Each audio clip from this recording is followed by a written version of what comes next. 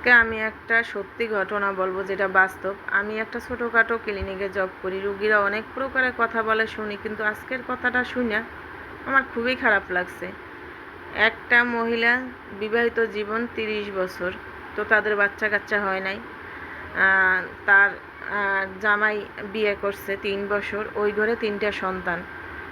তো বিয়ে করার পরে বড় বউর সব রকমের ছুতা ধরে, সে তো কেয়ার করেই না। আর এক তো বলে তার মাথায় সমস্যা। তা আমার প্রশ্ন হলো, 30 বছর সংসার করছো, তখন তোমার মনে হয় নাই যে ওর মাথায় সমস্যা? এখন 3 বছর সংসার করে মনে হইলো মাথায় সমস্যা?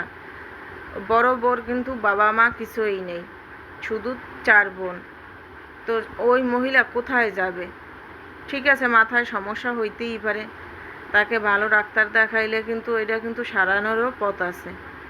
তাই এই সমস্ত লোককে বলবো, বিয়া করেন, আপনাদের জায়েজ আছে, সামর্থ্য থাকলে দুজনকেই সমানভাবে দেখেন। দেখেন, মেয়েরা এমনিতেই অবহেলিত, তারপর আপনারা এরকম করলে মেয়েরা যাবে কোথায় বলেন তো?